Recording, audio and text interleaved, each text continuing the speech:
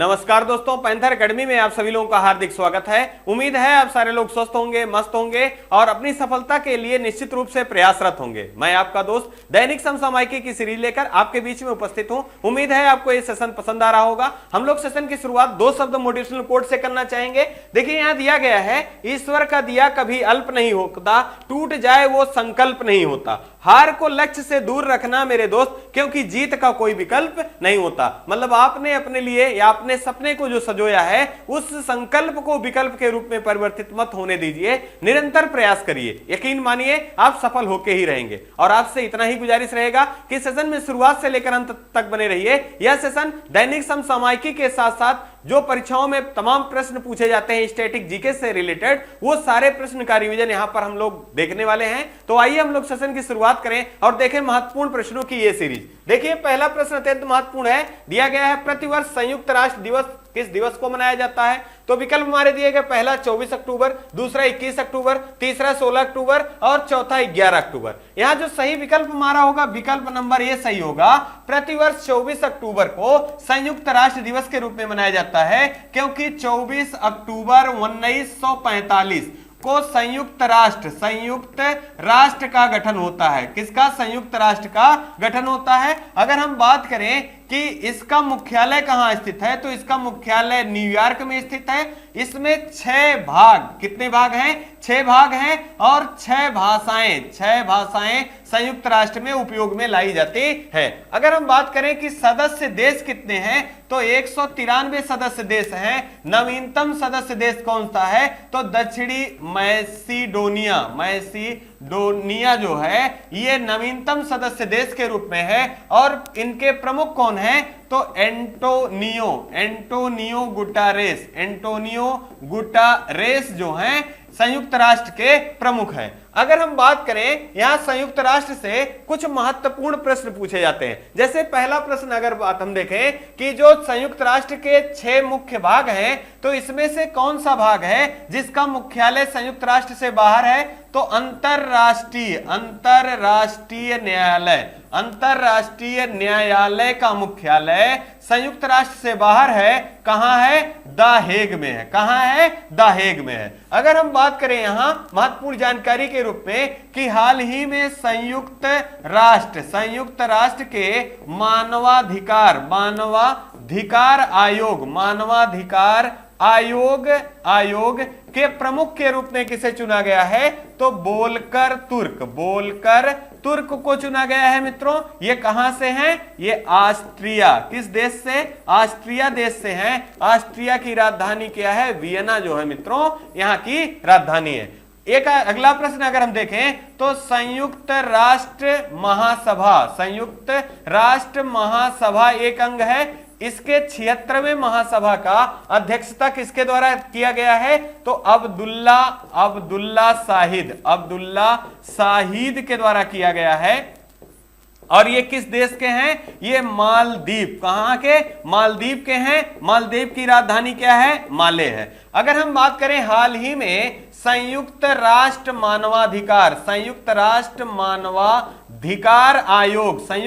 मानवाधिकार आयोग में विशेष दूत के रूप में किस पहले एशियाई साथ ही साथ पहले भारतीय को चुना गया है? तो आपको जरूर याद रखना है, क्योंकि ये अंतरराष्ट्रीय नियुक्ति है, यहां से प्रश्न बनने की संभावना अत्यधिक है। तो डॉक्टर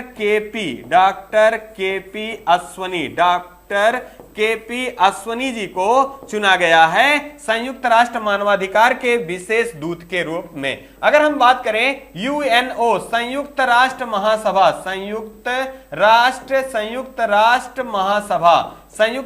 महासभा के अस्थाई प्रतिनिधि में चुनी जाने वाली पहली भारतीय महिला कौन है? तो आपको याद रखना है, पहली भारतीय महिला कौन है? तो रुचिरा कंबोज। कौन है? रुचिरा कंबोज है मित्रों। इनको चुना गया है यूएनओ के अस्थाई मेंबर में। अगर हम बात करें 21 अक्टूबर की, तो अत्यंत महत्वपूर्ण जानकारी के रूप में आपको याद रखना है, पुलिस स्मृति दिवस। पुलिस स्मृति दिवस कब मनाया जाता है? तो 21 अक्टूबर को मनाया जाता है। अगर हम बात करें 16 अक्टूबर की, तो विश्व खाद्य दिवस। विश्व खाद्य दिवस कब मनाया जाता है? तो प्रत्येक 16 अक्टूबर को मनाया जाता है, क्योंकि FAO food and agriculture organisation की स्थापना 16 अक्टूबर 1945 को होती है। इसी कारण प्रत्येक 16 अक्टूबर को विश्व खाद्य दिवस के रूप में मनाया जाता है। अगर हम 11 अक्टूबर की बात करें, तो अंतरराष्ट्रीय बालिका दिवस के रूप में कब मनाया जाता है? तो यह मनाया जाता है 11 अक्टूबर को। कब? 11 अक्टूबर को। जबकि राष्ट्रीय बालिका दिवस की बात की जाए तो 24 जनवरी को राष्ट्रीय बालिका दिवस के रूप में मनाया जाता है। यहां देखिए एक संयुक्त राष्ट्र का जो दिवस है, इसके संबंधित एक लोगो दिया गया है। संयुक्त राष्ट्र का स्थापना कब हुआ था? 24 अक्टूबर 1945 को। इसी कारण प्रत्येक वर्ष 24 अक्टूबर को संयुक्त राष्ट्र दिवस मनाया जाता है। आइए इसी क्रम में अगला देख लें। अगला अत्यंत महत्वपूर्ण प्रश्न है, हाल ही में चर्चा में रहे किस भारतीय को ब्रिटेन के नए प्रधानमंत्री के रूप में चुना गया है? तो देखिए पहला दिया गया है उल्फ क्रिस्टसन, दूसरा दिया गया है ऋषि सुनक, तीसरा दिया गया है जॉर्जिया मेलोनी, चौथा दिया गया इनमें से कोई नहीं। हमारा जो सही विकल्प होगा, विकल्प नंबर बी सही होगा। ऋषि सुनक जो है ये ब्रिटेन के 57वें प्रधानमंत्री बने हैं। कौन? ऋषि सुनक। और ये भारतीय मूल के हैं। इनके दादा दादी का संबंध जो है ये पंजाब राज्य से है, आपको ध्यान में रखना है। साथ ही साथ इन्होंने किसका स्थान लिया है या किसके इस्तीफे देने के बाद इनको प्रधानमंत्री बनाया गया है? तो आपको ध्यान रखना है लीज ट्रेस जो ब्रिटेन की तीसरी महिला प्रधानमंत्री बनी थी। उन्होंने अपने पद से इस्तीफा दे दिया और इनके स्थान पे प्रधानमंत्री के रूप में 57वें प्रधानमंत्री के रूप में ऋषि सुनक को चुना गया है। अगर हम बात करें लीज ट्रेस के बारे में, तो प्रधानमंत्री ब्रिटेन के इतिहास में सबसे कम समय का कार्यकाल किसका रहा है? तो मात्र 45 दिन का कार्यकाल किसका रहा है? तो लीज ट्रेस का रहा है। साथ ही साथ लीज ट्रेस के साथ आपको ध्यान रखना है भारतीय मूल की सुएला ब्रेवरमैन को गृह सचिव नियुक्त किया गया था। आपको यह भी ध्यान रखना है कि सुएला ब्रेवरमैन ब्रिटेन की गृह सचिव नियुक्त की गई थी लीज ट्रेस के कार्यकाल के दौरान, और उसी दौरान इनको एलिजाबेथ द्वितीय पुरस्कार से भी सम्मानित किया गया था। अगर हम बात करें एलिजाबेथ की 7 दशक के बाद एलिजाबेथ द्वितीय का मृत्यु हुआ है। तो आपको ध्यान रखना है इनका संबंध किस देश से था? ब्रिटेन से था। और साथ ही साथ नए सम्राट ब्रिटेन के घोषित किए गए हैं। कौन है? तो किंग चार्ल्स तृतीय जो हैं ये अब ब्रिटेन के नए किंग के रूप में घोषित किए गए हैं, सम्राट के रूप में घोषित किए गए हैं। अगर हम बात करें उल्फ क्रिस्टसन की, तो आपको जरूर याद रखना है उल्फ क्रिस्टसन जो हैं ये स्वीडन के प्रधानमंत्री के रूप में किसे चुना गया है? तो स्वीडन के प्रधानमंत्री के रूप में उल्फ क्रिस्टसन को चुना गया है। और आपको ध्यान रखना है कि स्वीडन की राजधानी क्या है? एम्स्टर्डम है। साथ ही साथ 2022 का मेडिसिन के क्षेत्र में दिया जाने वाला नोबेल पुरस्कार किस देश के को दिया गया है? तो आपको ध्यान रखना है यह स्वीडन के स्वांते पाओ को दिया गया है। और इन्होंने किस क्षेत्र में कार्य किया है? तो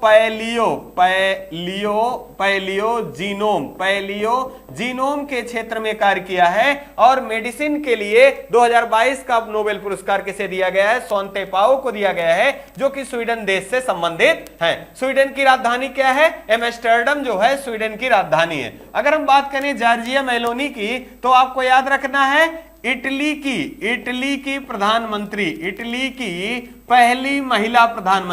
पहली महिला प्रधानमंत्री के रूप में किसे चुना गया है? तो जॉर्जिया मेलोनी को चुना गया है। यह अत्यंत महत्वपूर्ण है, कहीं ना कहीं परीक्षा में जरूर पूछा जाएगा कि जॉर्जिया मेलोनी को किस देश का पहला महिला राष्ट्रपति, महिला प्रधानमंत्री के रूप में चुना गया है? तो इटली की पहली महिला प्रधानमंत्री के रूप में जॉर्जिया मेलोनी चुनी गई हैं। इटली की राजधानी क्या है? रोम है। और किस नदी के तट पर स्थित है? टाइबर नदी के तट पर स्थित है। साथ ही साथ आपको याद रखना है स्ट्राम्बोली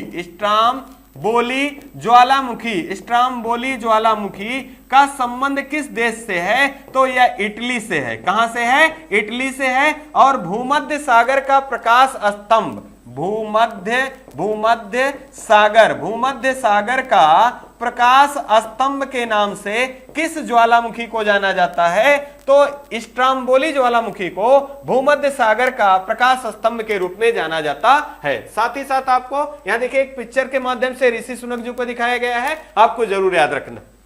आइए इसी क्रम में अगला देख लें। हाल ही में अग्नि prime new generation ballistic missile का सफल परीक्षण कहां से किया गया है? तो देखिए पहला दिया गया कर्नाटक, दूसरा आंध्र प्रदेश, तीसरा उड़ीसा, चौथा तमिलनाडु। यहां जो हमारा सही विकल्प होगा ये उड़ीसा के बालासोर तट से प्रारंभ किया गया, इसका सफल परीक्षण किया गया।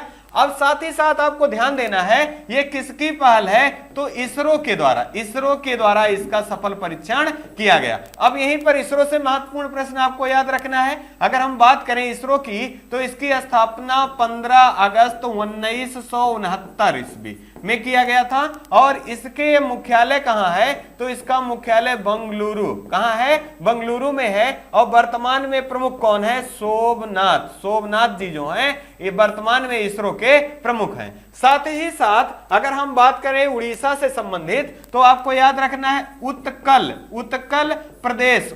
प्रदेश के नाम से किसे जाना जाता था? उड़ीसा को पहले उत्कल प्रदेश के नाम से जाना जाता था। और यहाँ के मुख्यमंत्री कौन है? तो नवीन पटनायक जी जो हैं ये उड़ीसा के मुख्यमंत्री हैं। साथ ही साथ आपको याद रखना है चिल्का झील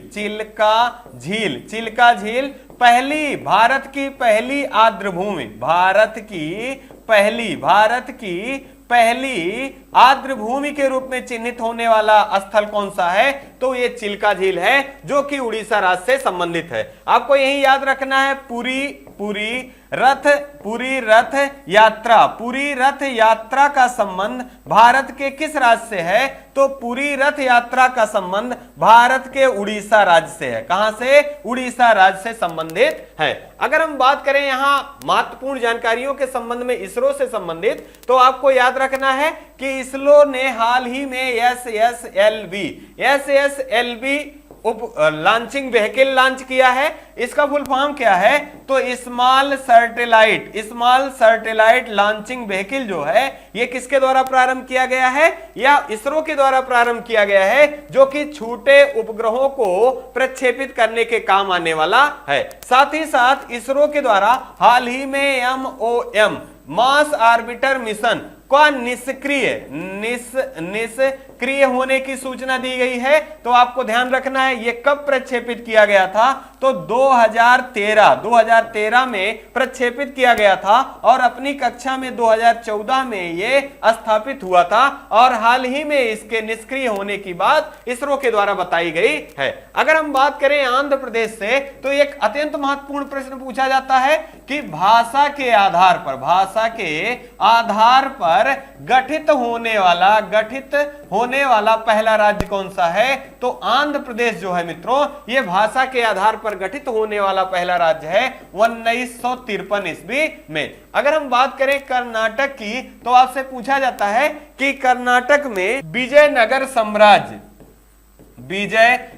साम्राज्य का संबंध वर्तमान में किस राज्य से है? तो कर्नाटक राज्य से है। इसका स्थापना किसके द्वारा किया गया था? तो हरिहर हरिहर और बुक्का नामक, हरिहर और बुक्का नामक दो भाइयों के द्वारा विजयनगर साम्राज्य की स्थापना की गई थी। और विजयनगर साम्राज्य की राजधानी क्या थी? हम्पी जो है मित्रों, यह विजयनगर साम्राज्य की राजधानी थी। साथ ही साथ आपको याद रखना है जिसकी स्थापना हरिहर बुक्का नामक दो भाइयों ने किया था। अगर हम बात करें तमिलनाडु की तो आपको याद रखना है 44वां शतरंज ओलंपियाड का आयोजन कहां किया गया है? तो तमिलनाडु की राजधानी चेन्नई में इसका आयोजन किया गया है। और यहां देखिए एक प्रक्षेपण भी आपको दिखाया गया है जो कि इसरो के द्वारा किया गया है, आपको याद रखना है। अगला प्रश्न है, हाल ही में चर्चा में रही किस देश की मुद्रा पर प्रदर्शित होने वाली पहला एनामेबोंग पहली एशियाई अमेरिकी बन गई हैं? अब यहां आपको ध्यान रखना है, ये नाम है एनामेबोंग, एनामेबोंग है और पहली एशियाई अमेरिकी हैं जिनका पिक्चर मुद्रा पर छापा गया है। तो आपको बताना है कि वो किस देश की मुद्रा है। विकल्प में दिए गए हैं, पहला जर्मनी है, दूसरा अमेरिका है, तीसरा चीन है, चौथा फ्रांस है। यहां जो सही विकल्प हमारा होगा विकल्प नंबर बी होगा। अमेरिका की मुद्रा पर पहली एशियाई महिला के रूप में जो छपी हैं उनका नाम क्या है? एनामेबोंग, एनामेबोंग हैं। आपको ध्यान रखना है ये चीनी अमेरिकी हैं, चीनी अमेरिकी हैं और ये पहली महिला के रूप में हैं जिनका पिक्चर अमेरिकी मुद्रा पर छपा हुआ है। साथ ही साथ आपको याद रखना है अमेरिका से संबंधित पहली महिला उपराष्ट्रपति कौन है?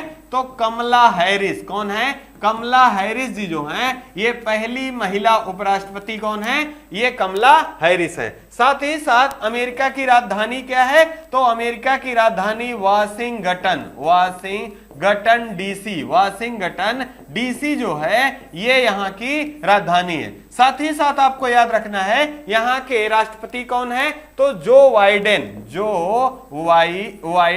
जो हैं ये यूएसए के राष्ट्रपति कौन है? जो बाइडेन हैं और उपराष्ट्रपति के रूप में कमला हैरिस हैं। साथ ही साथ अगर हम जर्मनी के बारे में बात करें तो जर्मनी की राजधानी क्या है? बर्लिन। क्या है मित्रों? बर्लिन है और ये यल्ब नदी, कौन सी नदी? यल्ब नदी के तट पर स्थित है। जबकि यूएसए की राजधानी वाशिंगटन डीसी जो है ये पोटामेक नदी के तट पर स्थित है। अगर हम बात करें यहां महत्वपूर्ण जानकारी संबंधित तो आपको याद रखना है कि जर्मनी की एक पूर्व चांसलर रही हैं, आपको याद रखना है एंजेला मार्केल जर्मनी की पूर्व चांसलर रही हैं। इनको यूनेस्को शांति पुरस्कार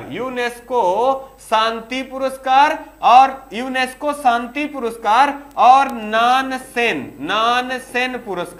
नानसेन पुरस्कार से किसे सम्मानित किया गया है? तो एंजेला मार्केल को सम्मानित किया गया है। अगर हम बात करें मित्रों कि ये पूर्व राष्ट्रपति रही हैं, पूर्व चांसलर रही हैं एंजेला मार्केल, तो वर्तमान में जर्मनी के चांसलर कौन है? तो ओल्फ सोल्ज जो हैं ये वर्तमान में जर्मनी के चांसलर कौन है? ओल्फ सोल्ज हैं। साथ ही साथ G7 देशों की बैठक 2022 में कहां बुलाई गई थी? तो जर्मनी में बुलाई गई थी। अब यहां एक प्रश्न और भी ध्यान रखना है कि G7 देशों के सदस्य देशों में क्या अपना भारत है? तो आपका जवाब नहीं होना चाहिए कि G7 देशों में अपना भारत देश शामिल नहीं है। अगर हम बात करें चीन की तो चीन की राजधानी क्या है मित्रों? बीजिंग है। क्या है? बीजिंग है। और आपको ध्यान रखना है चीन का शोक किस नदी को कहा जाता है? तो इसे पीली नदी या हुआंगहो नदी को चीन का शोक के नाम से जाना जाता है। अगर आपसे बात की जाए कि विश्व में सर्वाधिक आबादी किस महाद्वीप में है तो इसका आंसर एशिया महाद्वीप होगा। एशिया महाद्वीप में विश्व की सर्वाधिक आबादी वाला देश है और उस देश का नाम क्या है? चीन है। दूसरे स्थान पे कौन है? भारत है, आपको ध्यान रखना है। साथ ही साथ अगर हम बात करें, हाल ही में फ्रांस की राजधानी क्या है? पेरिस है। क्या है? पेरिस है। और 33वां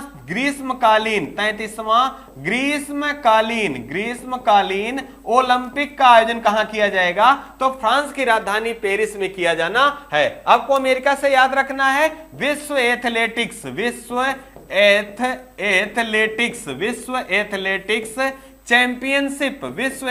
चैंपियनशिप का आयोजन कहां किया गया था? तो ये यूजीन में किया गया था। और यूजीन शहर कहां का है? तो यूजीन शहर यूएसए का है, जिसमें भारत के लिए सिल्वर पदक के रूप में विजेता कौन रहे? पहले सिल्वर पदक विजेता कौन रहे? तो नीरज चोपड़ा। कौन रहे? नीरज चोपड़ा रहे। और गोल्ड पदक विजेता के रूप में ग्रेनाडा के पीटरसन एंडरसन रहे। कौन रहे? पीटरसन एंडरसन रहे। आइए इसी क्रम में अगला देख लें।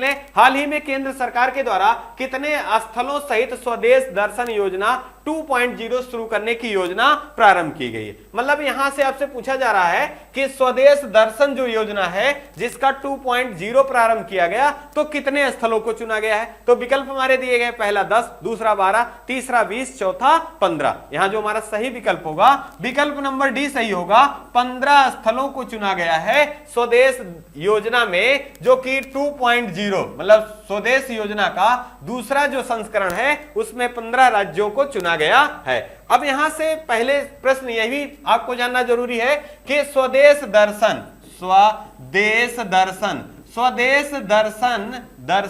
योजना प्रारंभ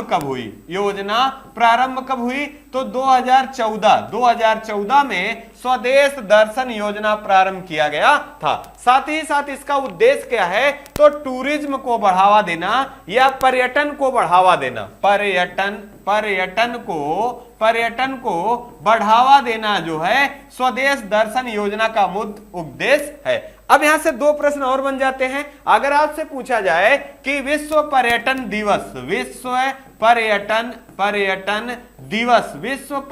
दिवस कब मनाया जाता है? तो आपका आंसर 27 सितंबर होना चाहिए। क्या होना चाहिए? 27 सितंबर को विश्व पर्यटन दिवस मनाया जाता है। अगर हम बात करें कि राष्ट्रीय पर्यटन दिवस कब मनाया जाता है, तो ये आपको ध्यान रखना है 25 जनवरी। कब मनाया जाता है? 25 जनवरी को मनाया जाता है राष्ट्रीय पर्यटन दिवस के रूप में। साथ ही साथ अगर हम बात करें, एक योजना चल रही है टेम्पल 360 का संबंध किससे है या किस मंत्रालय की पहल है? तो आपको ध्यान रखना है यह संस्कृति मंत्रालय की पहल है, संस्कृति मंत्रालय। और इसके मंत्री कौन है? जी किशन रेड्डी जी जो हैं, ये वर्तमान में संस्कृति मंत्रालय के केंद्रीय मंत्री हैं। और टेम्पल 360 का उद्देश्य जो है भारत के जो प्रसिद्ध मंदिर हैं उनकी ऑनलाइन सेवा या आरती में शामिल होने के लिए उपलब्ध करना, या टेम्पल 360 से संबंधित है। अगर हम बात करें, हाल ही में चर्चा में रहा है अनंग झील का संबंध किस राज्य या किस केंद्र शासित प्रदेश से रहा है? तो दिल्ली की स्थापना तोमर वंश, किसके द्वारा? तोमर वंश के द्वारा किया गया था। और तोमर शासकों में अनंगपाल शासक थे, जिनके द्वारा दिल्ली की स्थापना की गई थी। और उन्हीं के नाम पे दिल्ली में आपको अनंग झील मिलेगी, और दिल्ली के द्वारा इसके राष्ट्रीय संस्कृति विरासत के रूप में चिन्हित किए जाने की घोषणा की गई है। आपको ध्यान रखना है। साथ ही साथ आपको याद रखना है एससीओ के द्वारा सांस्कृतिक राजधानी के रूप में किस शहर को चुना गया है? तो वाराणसी को एससीओ के द्वारा सांस्कृतिक राजधानी के रूप में चुना गया है। अगर हम बात करें यूनेस्को की मित्रों, तो यहां से प्रश्न लगातार बनते हैं। यूनेस्को के द्वारा विश्व धरोहर सूची में भारत के कितने स्थल चुने गए हैं? 40 स्थल। 40वां कौन सा है? तो धौलावीरा। कौन सा है? धौलावीरा है। और 39वां कौन सा है? रामप्पा मंदिर है, जो कि तेलंगाना राज्य से संबंधित है। इसी तरह से अमूर्त धरोहर के रूप में कितने स्थलों को? 14 स्थलों को चुना गया है। और दुर्गा पूजा जो है जो कि कलकत्ता से संबंधित है, ये 14वां अमूर्त विरासत के रूप में चुना जाने वाला है यूनेस्को के द्वारा। आइए इसी क्रम में अगला प्रश्न देख लें। हाल ही में सूखा पाइका नदी चर्चा में रही, इसका संबंध किस राज्य से है? अब यहां एक नदी का नाम दिया गया है, सूखा पाइका है, और इस नदी का संबंध किस राज्य से है? तो देखिए पहला दिया गया है महाराष्ट्र, दूसरा दिया गया है उड़ीसा, तीसरा दिया गया है छत्तीसगढ़, और चौथा दिया गया है उत्तर प्रदेश। यहां जो हमारा सही विकल्प होगा यह विकल्प नंबर बी सही होगा। कौन सा? विकल्प नंबर बी सही होगा। उड़ीसा राज्य से संबंध है सूखा पाइका नदी, क्योंकि इसका जीर्णोद्धार किए जाने की घोषणा की गई है किसके द्वारा? उड़ीसा सरकार के द्वारा। अब उड़ीसा के मुख्यमंत्री कौन है? तो नवीन पटनायक जी जो हैं ये उड़ीसा राज्य के मुख्यमंत्री के रूप में हैं, और इन्हीं के द्वारा सूखा पाइका नदी का जीर्णोद्धार किए जाने की घोषणा की गई है। इसी कारण यह चर्चा में भी है। अब यहां से कुछ महत्वपूर्ण जानकारियां हैं जो कि हम अगर आपसे शेयर करें और आपको याद भी रखना चाहिए। अगर बात की जाए, यहां से पूछा जाता है कि विश्व की सबसे बड़ी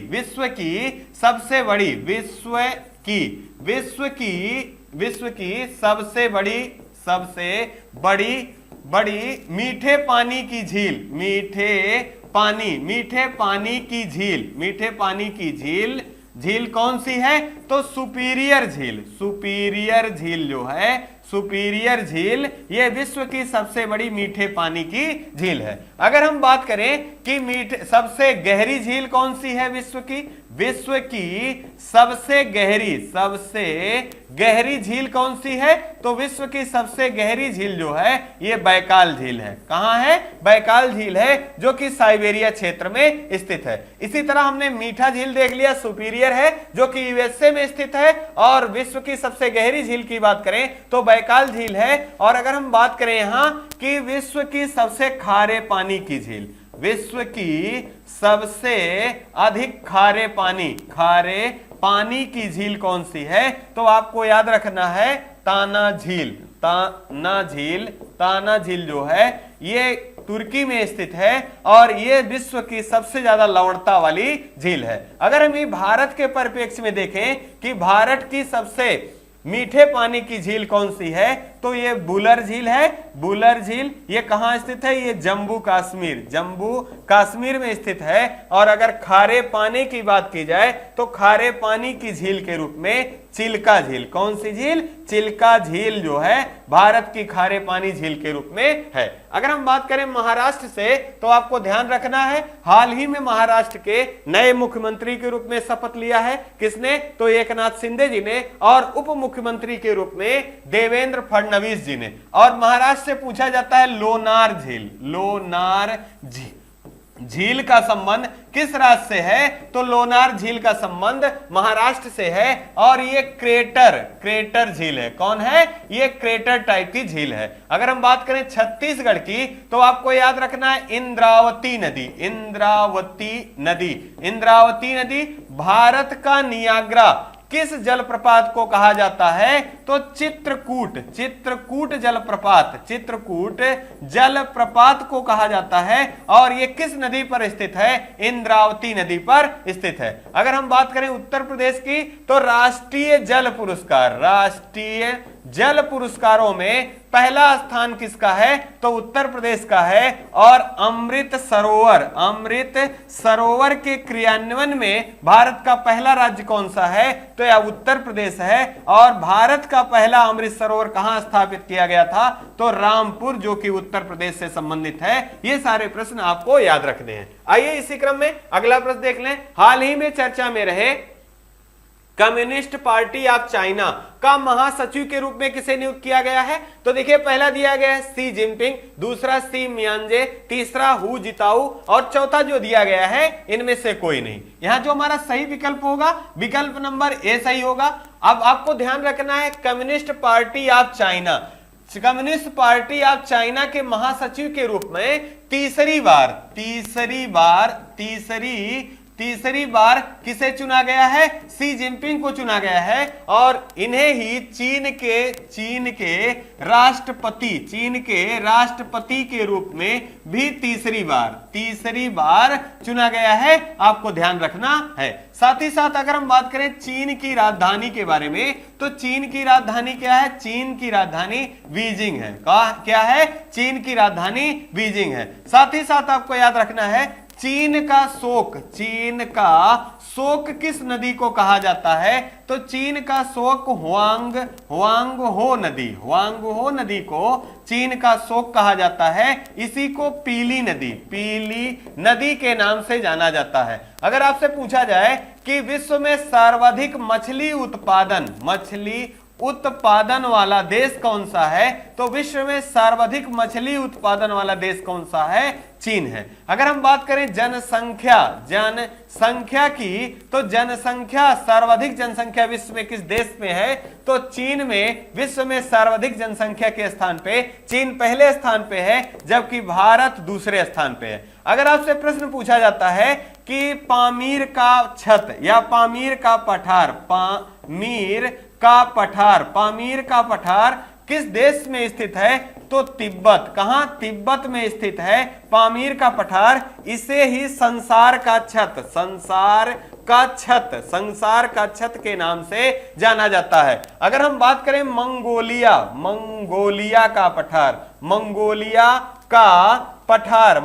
का पठार कहां स्थित है? चीन और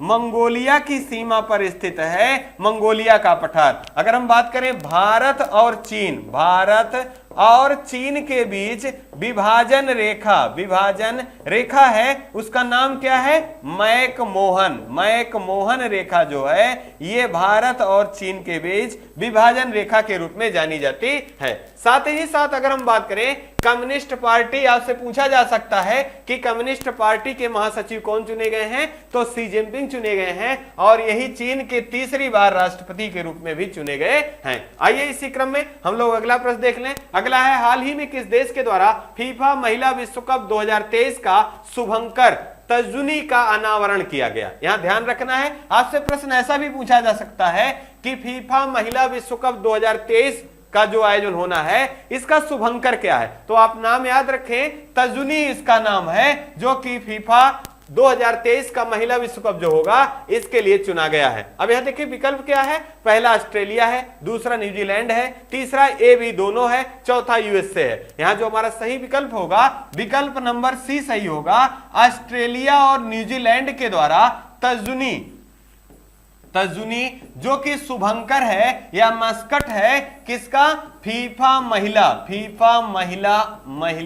विश्व कप का, जो कि आयोजन कब होना है? 2023 में आयोजन होना है, इसके लिए चुना गया है। आपको ध्यान रखना है। साथ ही साथ हाल ही में फुटबॉल से संबंधित कुछ महत्वपूर्ण जानकारी है जो कि आपको याद रखना है। अगर आपसे पूछा जाए अंडर 17 महिला विश्व कप अंडर 17 महिला फुटबॉल विश्व कप का आयोजन कहां किया जा रहा है? तो भारत में किया जा रहा है। कहां किया जा रहा है? भारत में किया जा रहा है। और ये किन किन शहरों में? तो आपको पहला याद रखना है उड़ीसा में, दूसरा याद रखना है नवी मुंबई में, साथ ही साथ तीसरा याद रखना है गोवा। कहां? गोवा में इसका आयोजन किया जा रहा है। अगर बात की जाए फीफा फुटबॉल विश्व कप, फीफा फुटबॉल विश्व कप 2022 का आयोजन कहां किया जाएगा? तो कतर दोहा में किया जाएगा। हाल ही में एक प्रश्न आपने पढ़ा है कि एशियाई फुटबॉल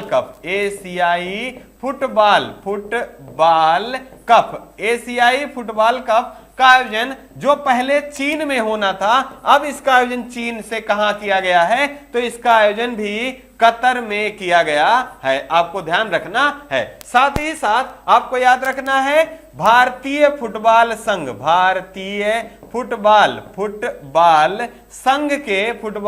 संघ के प्रमुख के रूप में किसे चुना गया है? तो कल्याण चौबे को चुना गया है भारतीय फुटबॉल संघ के अध्यक्ष के रूप में। अगर हम बात कर लें यही फीफा की तो आपको याद रखना इसकी स्थापना कब की गई थी? 1904 ईस्वी में किया गया था। इसका मुख्यालय कहां है? ज्यूरिख में इसका मुख्यालय है। और ज्यूरिख किस देश का शहर है? ये स्विट्जरलैंड का शहर है। स्विट्जरलैंड की राजधानी क्या है? बर्न मित्रों, स्विट्जरलैंड की राजधानी के रूप में है। अगर हम बात करें भारतीय फुटबॉल संघ के द्वारा फुटबॉलर ऑफ द ईयर के रूप में पुरुष में किसे चुना गया है? तो सुनील छेत्री को चुना गया है। और महिला के रूप में मनीषा कल्याण को चुना गया है। इसी क्रम में आइए हम लोग अगला प्रश्न देखें। अगला प्रश्न आपका है, हाल ही में चर्चा में रहा अयोध्या दीपोत्सव में कितने लाख दिया प्रज्वलित कर Guinness book of world record बनाया गया? यहां देखिए पहला दिया गया है 16.20 लाख, दूसरा दिया गया 15.76 लाख, तीसरा दिया गया 17.15 लाख और चौथा दिया गया इनमें से कोई नहीं। यहां जो सही विकल्प होगा, विकल्प नंबर बी सही होगा। 15.76 लाख दिए जलाकर Guinness book of world record बनाया गया। किसके द्वारा? उत्तर प्रदेश सरकार के द्वारा अयोध्या में। साथ ही साथ आपको याद रखना है पहली बार दीपोत्सव में शामिल कौन हुए? तो प्रधानमंत्री नरेंद्र मोदी जी पहली बार शामिल हुए दीपोत्सव में। इससे पहले रिकॉर्ड किसका था? तो हरिद्वार। किसको था? हरिद्वार को था सर्वाधिक दीपोत्सव में दीप जलाने का। तो ये हरिद्वार को था। हरिद्वार का आपको यहां जानना है कि हरिद्वार किस राज्य से संबंधित है? उत्तराखंड राज्य से संबंधित है। और आपको ध्यान रखना है कि नीति आयोग के द्वारा हाल ही में आकांक्षी जिले के रूप में किसे चुना गया है? तो आकांक्षी जिले के रूप में उत्तराखंड के हरिद्वार को चुना गया है। साथ ही साथ आपको उत्तर प्रदेश से कुछ महत्वपूर्ण जानकारी याद रखना है कि उत्तर प्रदेश अपना स्थापना दिवस कब मनाता है? तो 24 जनवरी को उत्तर प्रदेश अपना स्थापना दिवस मनाता है। साथ ही साथ आपको याद रखना है जनसंख्या के आधार पर भारत में सर्वाधिक जनसंख्या के आधार पर उत्तर प्रदेश का स्थान कौन सा है? प्रथम स्थान का है। और अगर हम बात करें यहां पर भारत की जनसंख्या का कितने प्रतिशत निवास करती है? तो आपको याद रखना है 16.5% जनसंख्या जो है, ये भारत की जनसंख्या जो है ये उत्तर प्रदेश में निवास करती है। साथ ही साथ आपको याद रखना है जन घनत्व उत्तर प्रदेश का कितना है? 829 व्यक्ति प्रति वर्ग किलोमीटर, जो कि जन घनत्व है उत्तर प्रदेश का। अगर हम बात करें विधानसभा,